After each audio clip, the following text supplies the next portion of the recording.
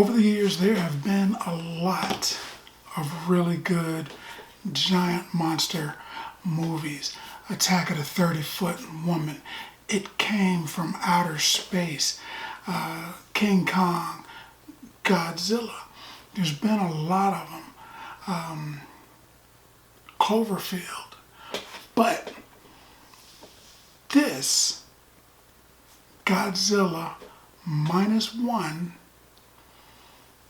may have been the best well-told giant monster movie ever. Now, to be completely honest, Godzilla doesn't play a gigantic part in this movie. He's in it, but he's not the focal point of this movie. There are two characters, human characters, that are the focal point. A man and a woman and a child. The man had a mission. He was a kamikaze pilot. This is like in the 1940s. And he was supposed to crash his ship, blow it up, and die an honorable death. But he was like, no, I don't think I'm going to do that. So he didn't do it. So he has regret for that. And people around him that know about it heap scorn on his shoulders. That's a story. He encounters Godzilla, and even though he encounters Godzilla and people are completely taken aback because they're like, what the heck, is that a giant monster? Even though he encounters it early on in Godzilla's time on the earth, or time with humans at least, modern time, he isn't really that shocked that there's a giant monster. He had heard about a giant monster. And when they meet him, Godzilla's like maybe 25 feet tall. He's big, 35 feet tall. He's big, but he's not Godzilla big. And to be honest, it might have been a little bit more terrifying that he was that small that he could get all up in your face, all up in your zone, all up in your area. And so he encounters it and survives it. And in that's a terrible thing for him too, because now he's survived twice where he believes he should have died an honorable death. He meets a woman, and the woman has all kinds of problems of her own. Supposedly she found a child. A woman was dying. This happens after, the whole conflict with America and Japan. And they call them the fire raids. And she meets a woman that is dying. The woman says, take my child. I'm dying. Take my child. Protect her. So she's like, all right. So she takes the baby and she's running around, in a destroyed Japan with a baby. And they run into each other and they just kind of stay together. They're together for like 2 years, man. And the guy, you with somebody for 2 years. You're living in the same house. You're sleeping in, right next to each other. Actually, there was a door between them, but they're still sleeping. It's Japan. They're sleeping on the floor. They're only, a yard away from each other. And, you would build emotional ties to that person, but he can't realize those ties because he's still thinking about, the Godzilla, and he let everybody die, and he hid. And the kamikaze pilot, and he wouldn't blow it up. He pretended like something was wrong with his plane, and he lived. This takes me back to Kong, Skull Island, because Samuel Jackson fought for the American military, and he lived, and he survived, and so many of his men died, and he needed a war. And he found Godzilla, this giant, monster. And he focused his attention, if I kill this monster, maybe my life will be right. That's sort of what happens in this movie. The guy was fighting for the Japanese military. And twice he let his people down.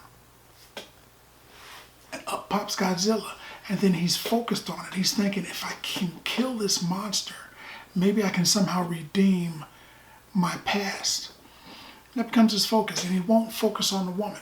Now, Godzilla makes several appearances, like 6 appearances throughout the movie, but they're brief.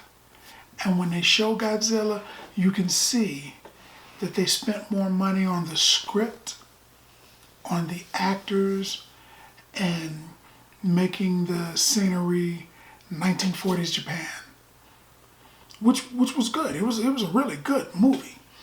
But when Godzilla shows up, he's like dun dun dun dun dun dun dun dun, dun. And you're looking at him and you're like, why is he moving like that? And like that, you've seen the trailer where his head is in the water and he's coming towards him and his eyes are all big and he's like dun dun dun dun dun dun dun. It looks on screen. It almost looked like a child's toy. Yeah, it was scary. I mean, it was gigantic. It was way bigger than him. But the Godzilla from the American / Toho movies was a lot better. This Godzilla was menacing. This Godzilla wanted to kill people. You know, he was like, oh, you want to go? You can go. You can get the business. And he was left and right. He didn't have no problem with that.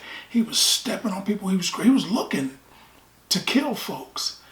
And that is a Godzilla. He was menacing.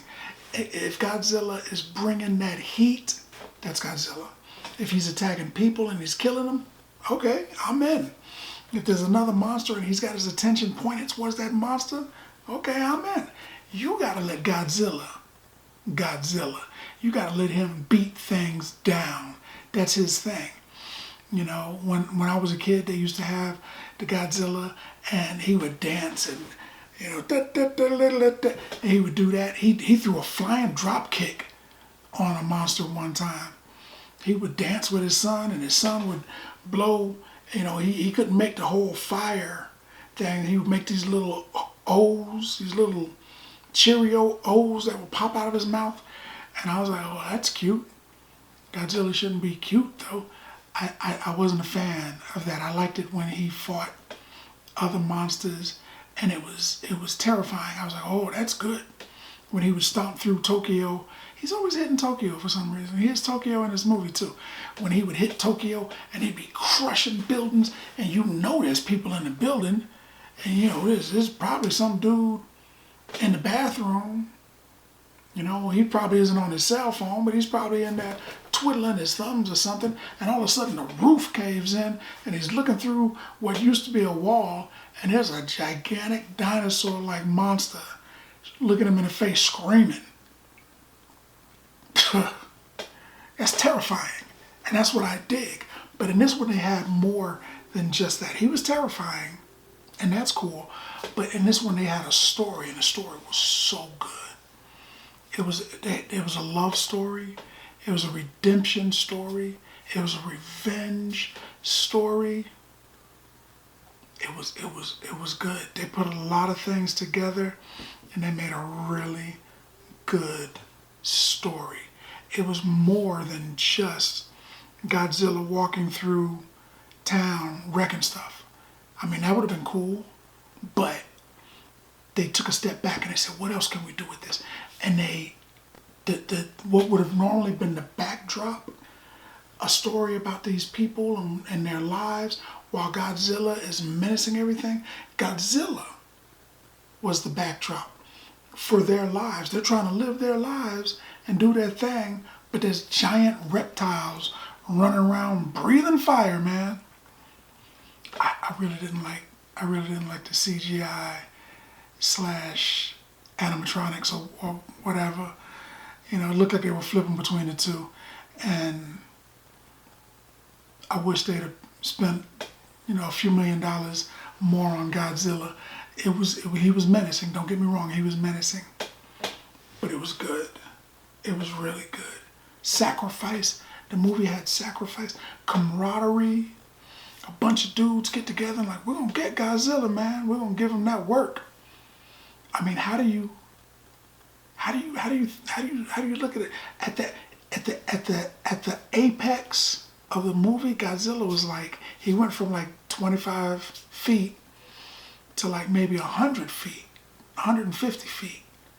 So he was huge.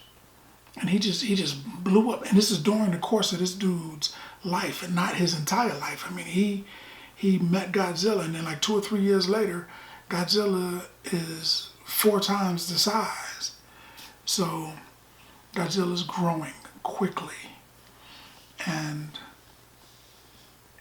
wow, the story was very compelling. Now there's something I gotta tell you.